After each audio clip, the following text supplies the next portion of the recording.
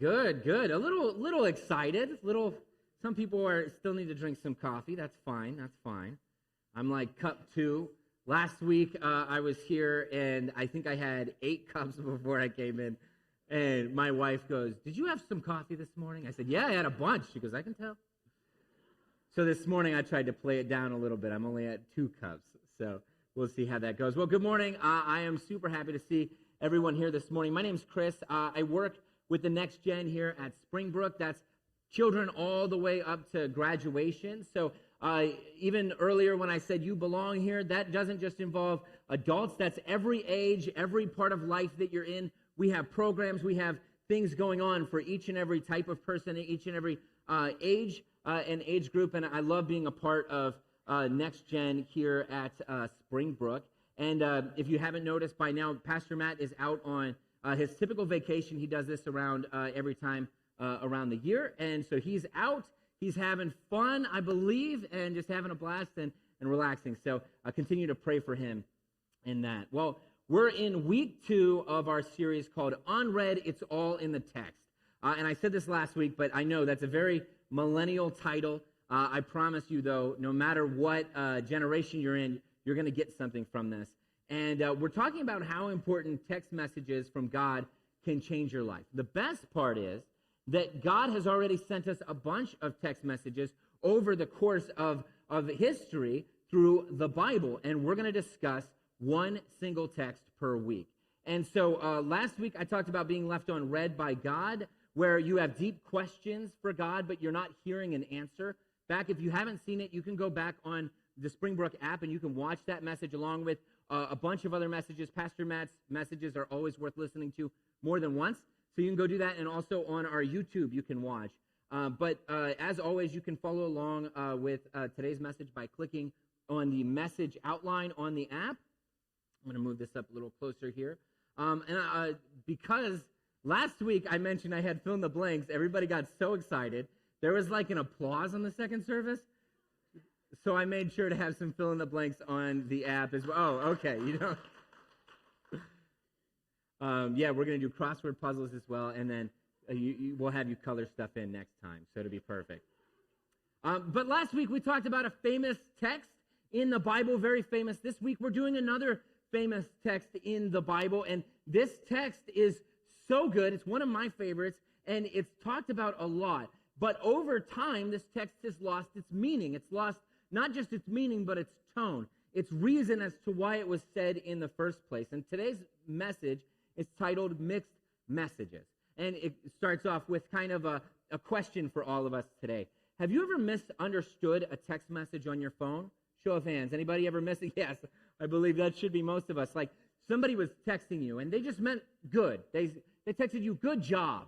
But by the time it got to you, and because humanity tends to think the worst of people, we think that this good job is a sarcastic good job, right? So when we read it, instead of good job, it's like, good job? Who is this guy to give me a good job? Right? And then we're all upset, and then we're texting him all, angry. And then he's like, what are you doing? Like, I meant the best for you. But we, in our taking his tone, misreading the tone of the text, we read it as wanting the worst for us. And chances are you have experienced a mixed message via text, because according to some random statistic on Google, I don't know, when people say statistics, really we just Googled it and looked at the first thing. So, but usually I do look into it. This one is this: people understand a message correctly only 50% of the time. 50% of the time. So if you think you understand your text messages, you're 50% wrong, most likely. And what this means is 50% of the other time, you're misunderstanding the way that they're saying the text message, or how they're saying it to you, or why they're saying it to you. There is some sort of misunderstanding in it. And I can already see people look over and go, yeah, you always misunderstand my text message. It happens. And it doesn't matter if the sender meant good by it. We can interpret it or misinterpret it wrongly. And that's where we end up with mixed messages. Well, the same goes for God. God sent us a lot of text messages. That's through the Bible. And over time, we have misinterpreted his tone. So when we talk about things where it's like, oh, God says, I love you, we misinterpret it sarcastically. Oh, I love you. Sure I do. And we go, well, how did we get so far off of what God was intending us to hear. And so today we're going to go into it, and we're actually going to try to learn how to understand the messages from God a little bit better moving forward. So let's get to our famous text today. Now, this might be one of the most famous verses in America ever. It's definitely the most famous verse in Hobby Lobby. In fact, if you've never been to church and this is your first day coming into church, you are going to notice this verse. It's on walls, it's in decor, it's everywhere. I'm going to read it to you. It's Jeremiah 29:11. It says, yes, okay, couple fans, couple Jeremiah fans. We're in church right now. No. It says this. It says, "For I know the plans I have for you, declares the Lord, plans to prosper you and not to harm you, plans to give you a hope and a future." Now, that's great, and this is usually how we do our Bible verses. We have it on the screen, but I felt like I'm not giving it enough justice because I love how fancy it gets. So let's show it fancy on the screen, can we? There we go. Everyone can see this? All nice and fancy-like. It makes you feel comfortable and comforted, and there's flowers on it. As we go into this text, we're going to start to see some really cool parts of this verse. And this truly is one of my favorite verses. All week as I was working on this message, I almost went to Hobby Lobby to buy a mug, okay? I was like this close, and I was like, I guess I won't, just because I'm cheap. That's it. But I wanted it because it's great. Does anybody have a coffee mug with this verse? Anybody have this in their house? Yes. Okay, good. Okay, a couple people. So I promise you, after this message, it's not going to make you be like, ooh, should I take it down? In fact, I believe it's going to show some richness in what God was sending, because what's really cool about this is over time, we have we've gotten just a little mixed message on why God said this in the first place. And I believe that the why is going to be really important for what you're doing and what's going on in your life today, and probably in all of our lives. But because of that, I think this verse is probably portrayed, instead of a nice background, they should sell it in different backgrounds. Let's show this other background here. There it is. It says, "For I know the plans I have for you, plans to prosper you and not to harm you." And it looks like, just petrified forest, and everything's gray. If you were in Chicago this last week, it would be all, hazy, right? That would be a perfect time for a verse like this.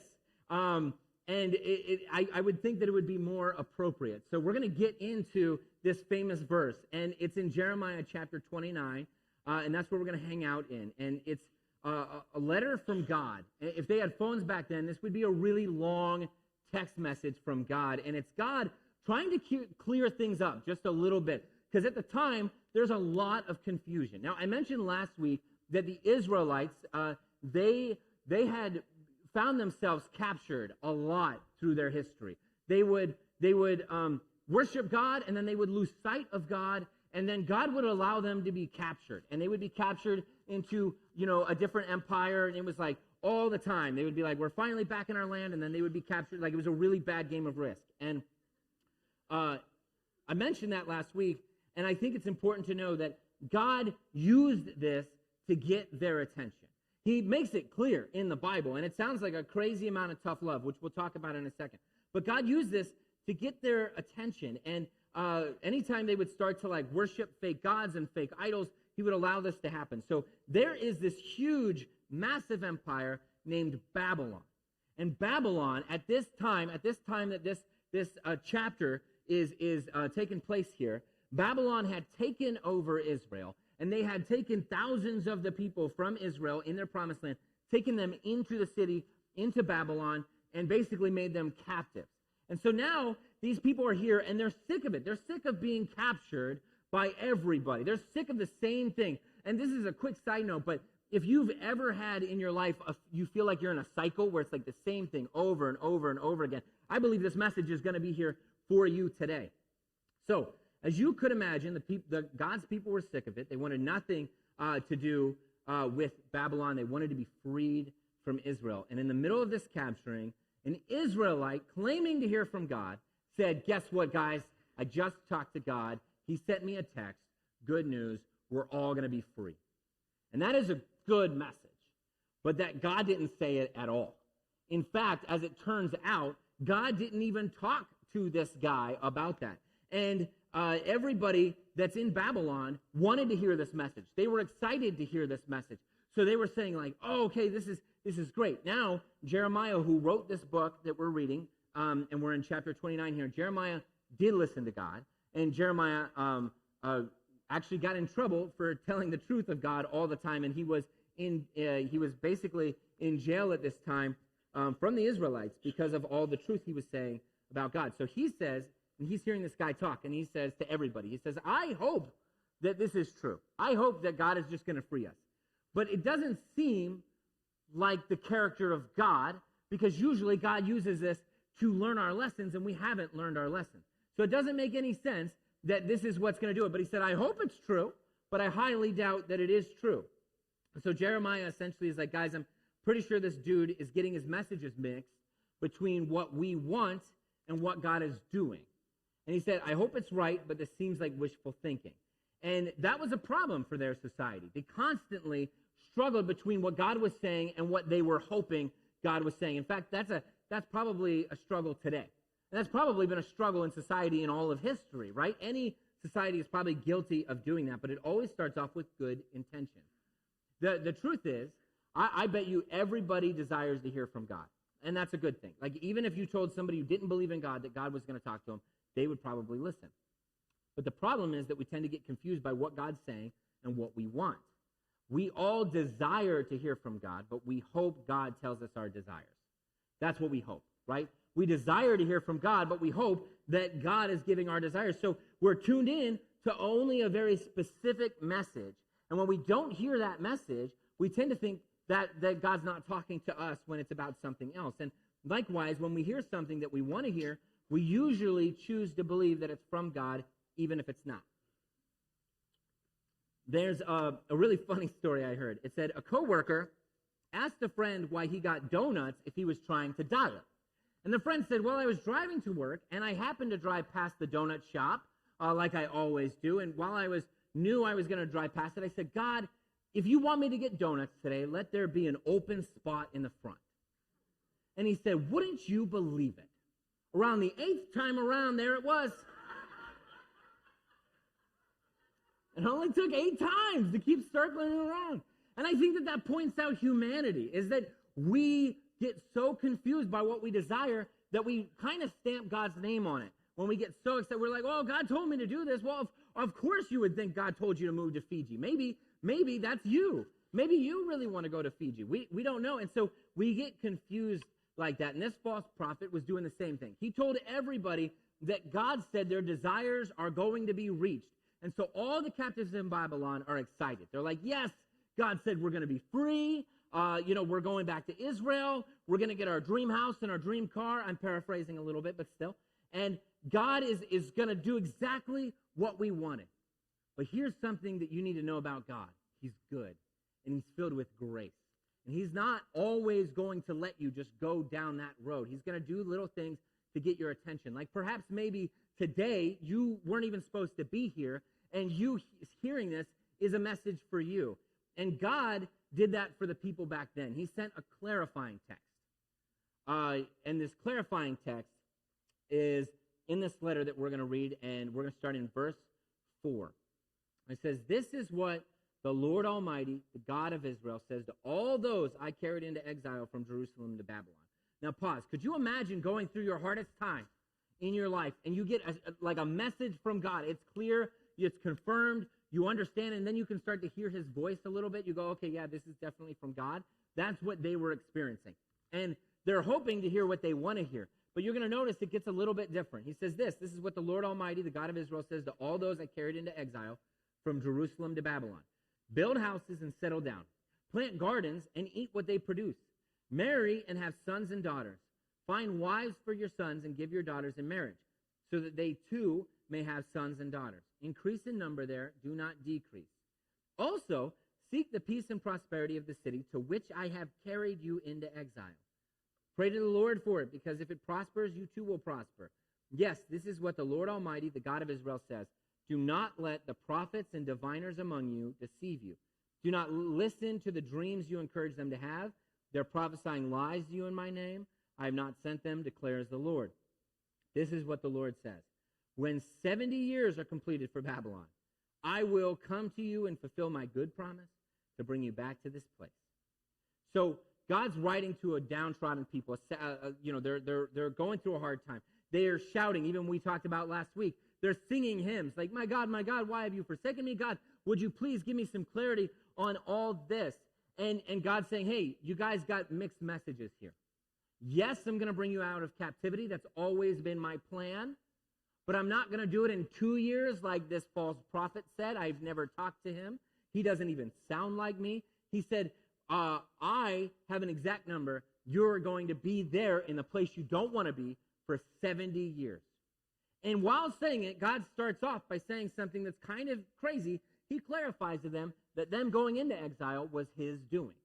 He says, to all those I carried into exile. I know it sounds tough. It sounds like tough love. But God's saying, I led you here for a reason. Figure out why you're here, and then you can move forward. I have a 3-year-old son. He's about to be 4, and I'm starting to learn this concept of like, I think you need to go. We have this thing where it's like, take a breath.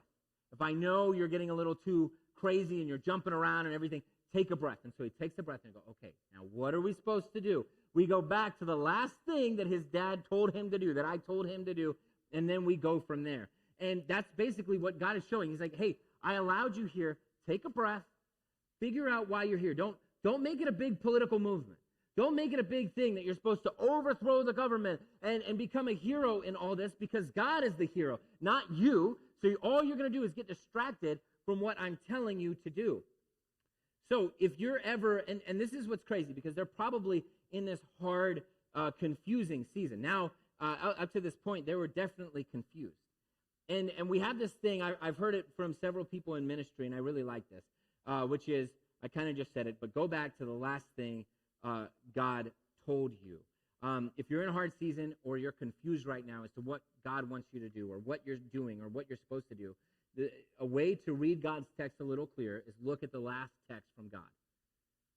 In other words, go back to the last thing God told you. People are always looking for the next thing, the next thing, the next thing. And God is saying, I can't tell you the next thing until you can listen to the last thing. You have to pay attention to the last thing I told you. God led them there because what was happening is that these people were really into false idols, which means fake gods. They weren't real. They were these little statues most of the time, or sometimes big statues. And these people were worshiping them. They were worshiping these idols. So God said, all right, fine. You're not going to listen to me. You're going to worship the idols instead of worshiping God. So I'm going to send you to idol capital. Babylon was known for idols. They would set up huge statues. They set up idols. They would make people worship all these idols. So he said, fine, I'm going to send you there. There's going to be all of these, false gods and all these things constantly. You're going to watch Babylon Idol every night. Like, you will be sick of it until you realize what brought you here. You have to go back to the last thing God told you before you can move forward. My question to you, not to answer, but for you to answer in your head, is what is the last thing you feel like God told you?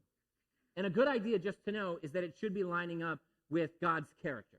Okay, so if the last thing you think God told you was that you're going to have $1 billion, maybe. But just pray about it a little bit more to make sure that that's God's voice and not your voice, which we'll talk about in a second. So go back to the last thing. Then God says this in verse 5. I love this, okay? He says, build houses and settle down, plant gardens and eat what they produce. That's a long-term command. He's not asking them to stay for a week or a couple of weeks or even a couple of years like this false prophet was saying. He's talking the lifetime of a person. He's saying, you're going to be here for 70 years. Plant gardens in a place you don't want to be. You won't find that on a coffee mug anywhere. Plant gardens means it's going to take a while. Some things you can grow rather quickly. But if you want to grow fruit trees, you know that it takes 5 to 15 years for some of these fruit trees to actually produce fruit from the moment you put the seed in the ground. If you're planting a garden, that requires work and effort and time. God is saying plant gardens. He's also saying build houses. So I don't want us to forget this. There's a call to action while you're waiting for the promised land, you guys. It's build and plant. You're not just waiting for exile to be over. This isn't a time out from the Lord. It's a time to work. You're building, you're planting, you're working. We're all supposed to be working. We can get so done with something and be like, well, you know what? I don't even like this place. This isn't even a job that I want to work forever. So I'm just mentally checking out. I'm just not going to be a part. I'm just going to wait until God moves me into the next thing. But it's important for us to know, like clearly in this text, God wants you to be an active part of your community, all of us. Jesus tells us to be a light to the world, not just our preferred world. Okay, we're supposed to be a light to the world, the whole world. Stay and plant. You've got time.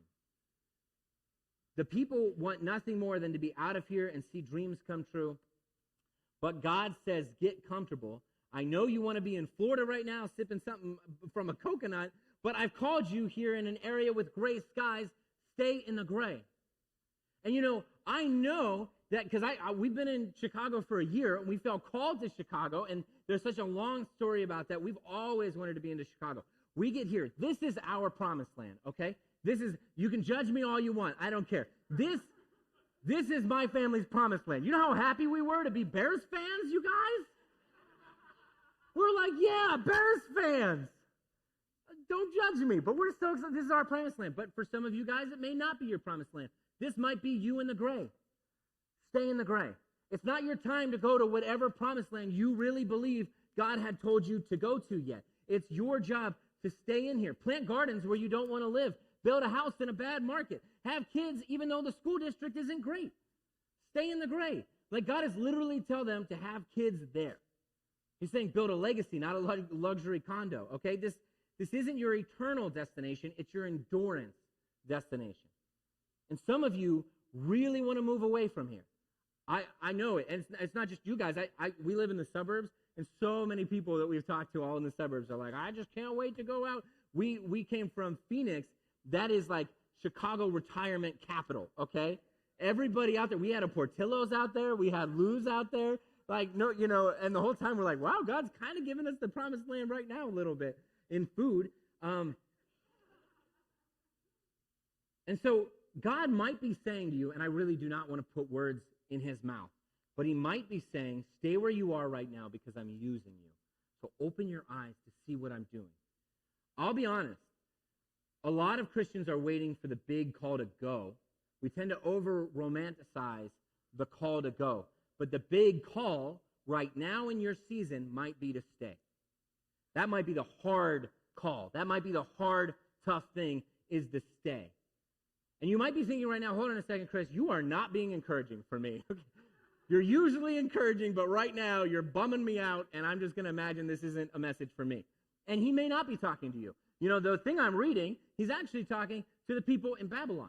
But God's character is never changing. So it wouldn't surprise you if God has a message of endurance for you today. And if he does, I want to encourage you with this. This is Romans 12:12. It says, rejoice in hope, be patient in tribulation, be consistent in prayer. Tribulation is a fancy word for great troubling. What is your great trouble? What are you troubled by right now? What have you been troubled by this season? What are you troubled by? If you need encouragement, I feel like it's okay to replace that word tribulation with something that's deeply troubling you. Like, as funny as it might seem, it's the summer and kids are not in school, so maybe it's be patient in parenting, right?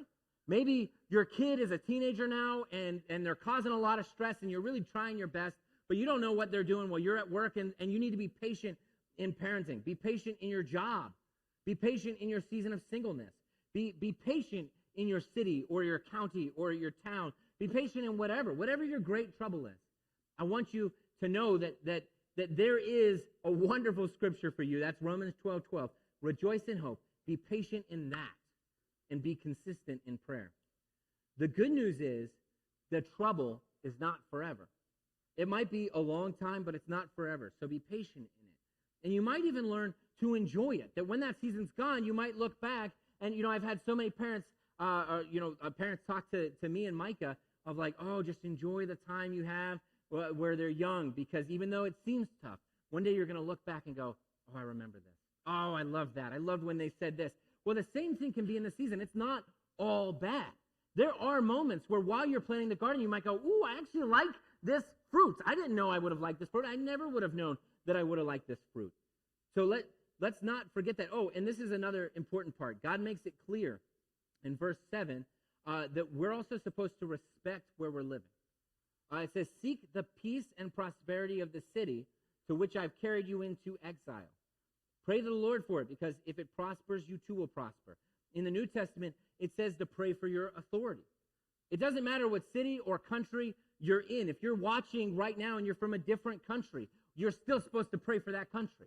That isn't just an American verse, okay? You're supposed to pray for the leaders of whatever country you're in. And here's this. This is cool, because even though this is the Babylon, I think that this could still apply to us.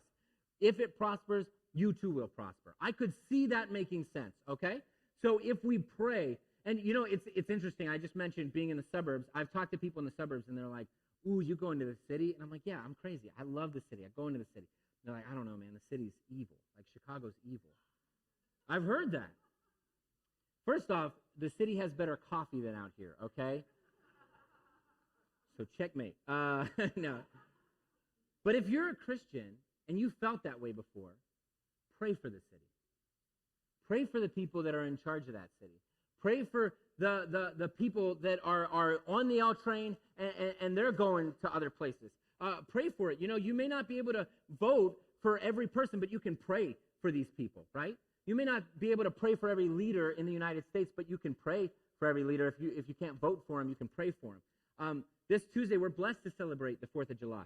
Parents, show your kid this verse, by praying for its leaders on Tuesday before you go out on the grill. Especially if they know you disagree with the leader and you pray for them. Do you know what that's going to speak volumes to them about who your God is and what God is saying? Doesn't mean that you have to all of a sudden be a huge fan of the person, but imagine praying for them, what that would do.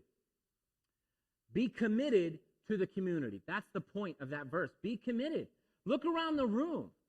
You know, it's not just you and your family. It's so tempting since COVID for us to just be focused on our survival with us and our family. We've been a few years out from this, and I get it. I've found myself really fighting to get back into the community instead of just the me and my family survival mode. We all need to be there. It's not just about you and your family. It's about you and your neighbor's family. It's about you and the friends here. It's about building a community here at Springbrook and in the suburbs and out, because you don't know what God's calling you to do, except he is calling you right now to be an active part in growing the garden. I just mentioned this, but Micah and I wanted to move so badly to Chicago. And I get it, you can call me crazy, but we love this city. We love it. The first time we ever visited it, Micah led the Uber driver to the Lord. I was like, who are you? How did that happen? Like, and she didn't even work. She's like, I didn't even do it. I don't know what happened. This girl was like talking, and Micah said something about God, and she goes, oh, you're a Christian? And she goes, yeah. And she starts talking, and then within a few minutes, the lady goes, I'm ready. She goes, you're ready what? I'm ready to accept Christ. That was her first time ever in Chicago. I was like, what are you doing over here?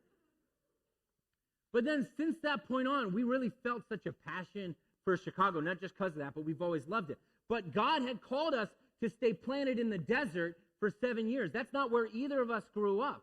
We were in Phoenix because that's just kind of where we were called to be. And I got to tell you, every year I had checked in with my pastor there, and I said, hey, do you think it's a good time we move? Like, we want to move. And he would say, well, let's pray about it, let's talk. And he, he gave us the blessing each time. And afterwards, Mike and I would talk, and we go, I don't know what it is, but we're not supposed to leave yet. And so we started to build the gardens. We started to build ministries. We started to connect with the community, get to know everybody. We knew that wasn't our forever place, but we also knew I wasn't just going to drudge along and be sad while I'm there. I'm going to take advantage of it. And I got to tell you something really cool. Every time that we kept going, if we would have left earlier, we would have missed out on so much blessing, including my son. We ended up adopting Johnny in Phoenix. Had we have missed the boat, had we have fought against the waiting, we wouldn't have seen the biggest blessing in our life. You have no idea what God has for you in Chicagoland or wherever you're watching this right now. Make sure that you're not butting heads to try to move as quick as you can. Maybe look around and see what the garden's doing right now, because you don't know when it's done. If you're willing to plant a garden in a place you don't want to be, you'll see fruit you never thought you'd see. feel like Dr. Seuss with that, but it's true. So he continues. He says, yes, this is what the Lord Almighty, the God of Israel, says. Do not let the prophets and diviners among you deceive you. Do not listen to the dreams you encourage them to have. They're prophesying lies to you in my name. I have not sent them, declares the Lord. In other words, wrong number. If we have phones and we're texting people and they start to act weird and they're talking to you weird, you got to double check and make sure it's the right number because it might be the wrong number. This is another way to read God's text a little clearer. Make sure it's not the wrong number. You know, my phone number used to belong to a guy named Andy.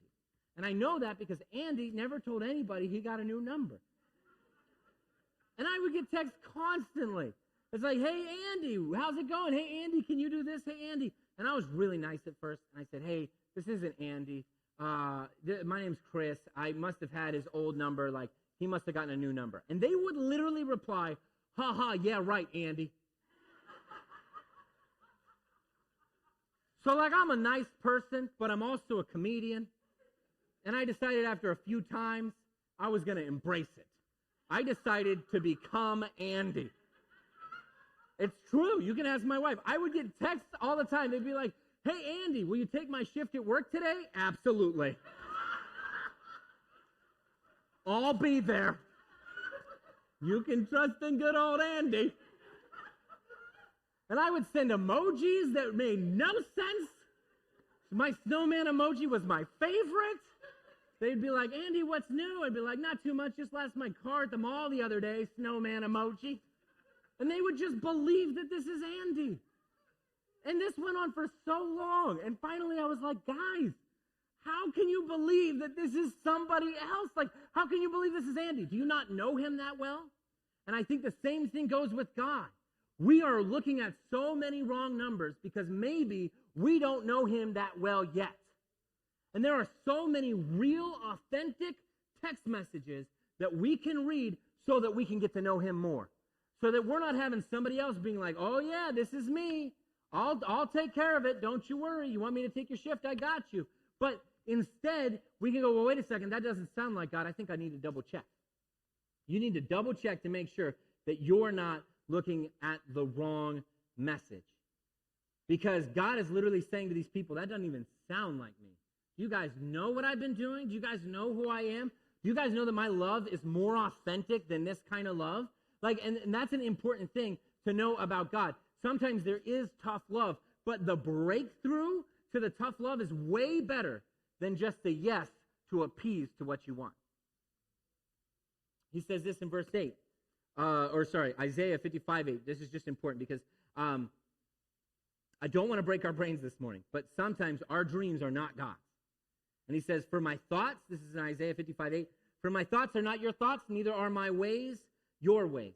If the message from God sounds more like you than God, double check to make sure it's not just you. Even if other people are saying it. I mean, this was being said by everybody in Babylon that wanted to be out. It was the popular trending text, right? Everybody was talking about it. Doesn't make it right. And so I would ask you, like, what are your sources? What are your sources that you're putting in your life? What are your sources that you're leaning on? And then at the end of the day, you're saying, all right, God, are you telling me this? And you're basing it off of other sources. Are you on TikTok every night for 8 hours and you're watching political news? Maybe your sources are going to be changing just a little bit differently.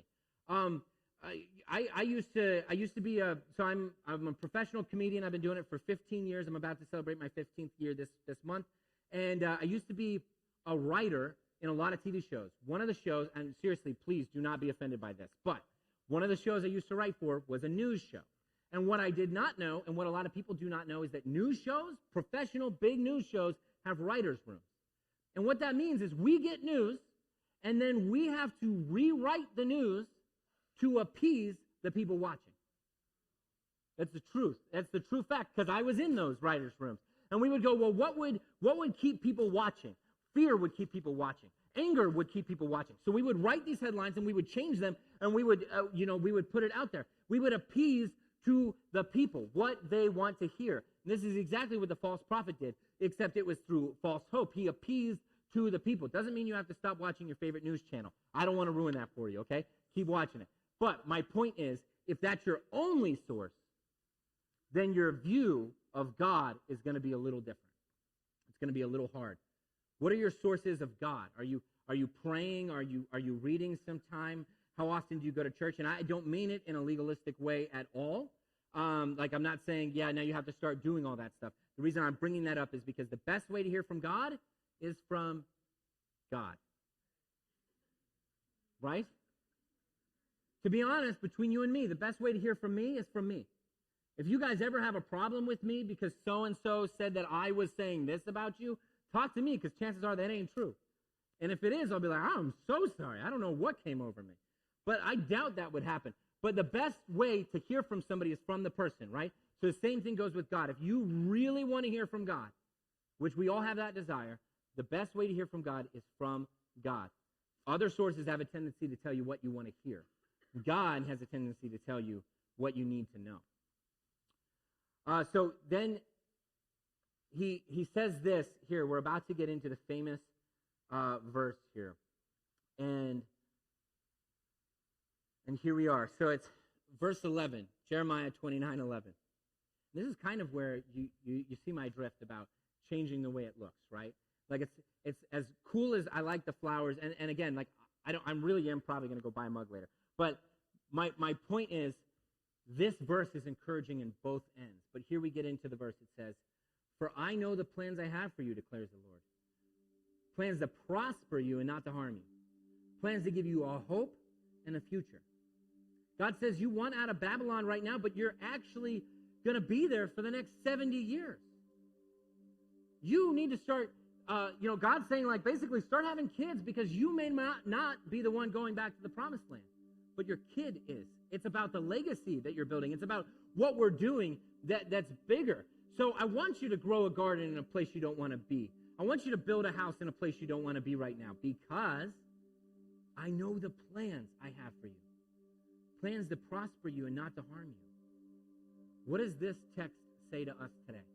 If God was going to send this to us as a text, he would say, hey, I know this is a really tough text message for you to receive, but I promise I wouldn't be telling you to stay or asking you to stay in a place you're growing weary if I didn't have a plan. Your season right now might be a really tough season.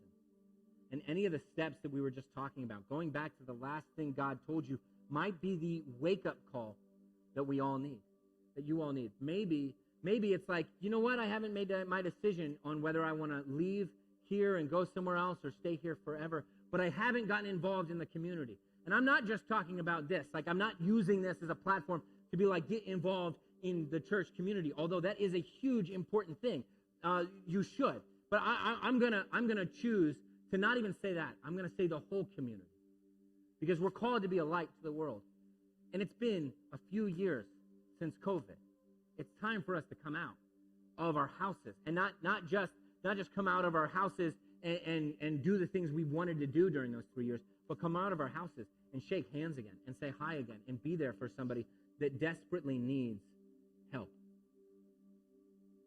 You may not like this season, but work in it. Because the plan that God has for us and for all of us is for a much bigger breakthrough. You know, after the 70 years that the Jewish people were in Babylon, something changed. Something happened after the 70 years. They stopped the idol, the false idol worship. They stopped it at that point. It took that long. It took that many times of learning their lesson. It took 74 years for them to go, oh, you know what? That's it. I don't want to do that anymore. There may be a lesson that we all still need to learn. And again, I'm not trying to like make it all about what we can do, because it's really about what God is doing at the end. He's putting things into place for each and every one of us. There's families, there's teenagers, there's people everywhere, all around our community, that need the help of you and of me. And all we have to do is open our eyes to see that there's a garden out there that we can help to plant. So then I want to tell you something else that's really cool. So at this time, when Jeremiah is saying this, he's this like middleman, right? He hears from God. he says it to everybody. Everybody basically is like, okay, great. And then for years that happened. Prophets would do that. They would be the middleman. But then Jesus came, and he did something different. He made it clear that that middleman relationship with him is over. That he, being the Son of God, being God, stepped in to be the connection between us and God. So if you want to hear from God, and you've never really had a relationship with God, and you want to hear from God, the way to do that isn't through some prophet. It isn't through me telling you anything about this. It's through Jesus who can connect you to God. And I want to pray with you because Jesus, he died on the cross. He sacrificed his life for you and me so that we, through his sacrifice, can have a connection and a communication with God that nobody had before. And if you really want to hear from God, it starts with following Jesus. So I want to pray with you. Let's close our eyes. Father God, God, I just thank you so much for the God that you are, that you're the God of the heavens and the earth, that you're the one that sent your Son to talk to us, that right now you're giving us clear text conversations about who you are and what you're telling us. I pray that you would continue to speak to each and every person here. And Lord, as you speak, I pray that they would respond. And Lord, I just pray this in your name. Amen. Now, I know it's a holiday weekend, 4th of July weekend. If you feel a pressing to talk about any of this, to ask for prayer, I'll be down here, okay? So I'm not going to rush out. You don't have to rush out either. You can come right down here. But before we kind of leave, we have a song that I felt was such a good song. I had heard it this week, and it's a song of surrender. And so stay sitting, and I just want you to kind of take this all in.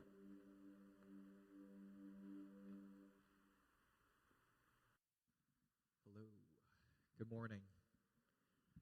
I'm Daniel. It's my first time in this church, so it's kind of weird to be doing this. But on Wednesday, during worship practice, John asked me to play him a song, which is a weird thing to do. You know, you don't go to a pastor and say, "Hey, tell me a sermon." You know? But and I shared this song, which I wrote just about 2 weeks ago, and it's called Agate. You know, like that gem rock with rings in there. And I was reading up, as normal people do, on how one of those are formed. And they're formed when there is a cavern in a rock, and waters rich in silica seep in there and deposit crystal on it. Now, every now and then, there'll be oxidization outside, which will color that crystal to be red.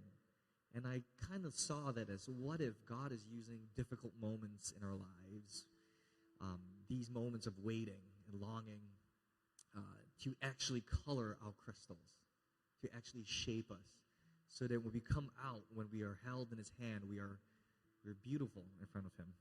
So this song is called Agate.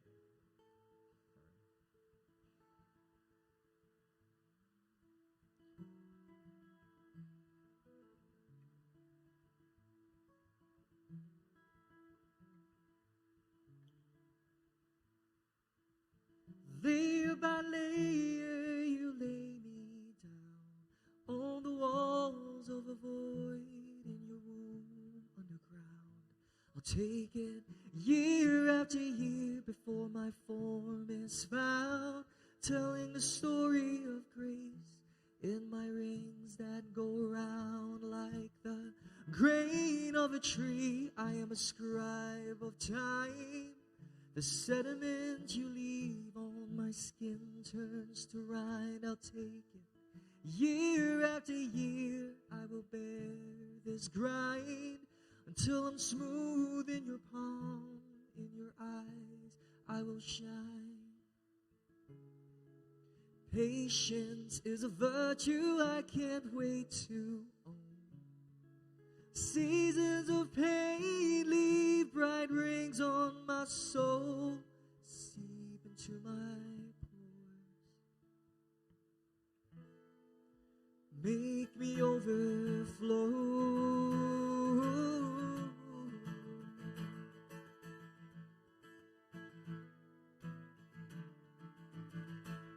So fill in the caverns of my hollow soul, forcing in new life, hold me down, make me whole. I'll take it tide after tide as I gasp through the cold. Leave your mark on my heart, blood red, bright and bold. Patience is a virtue I can't wait to. Seasons of pain leave bright rings on my soul, seep into my pores. Oh, make me overflow. Make me overflow.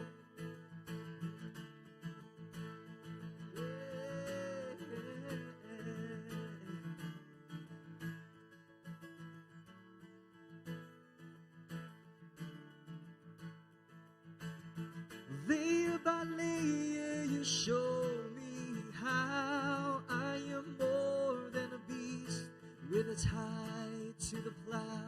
You take me piece by piece until I'm broken down, leaving only you in every here and every now. Leave me only you in every here and every now.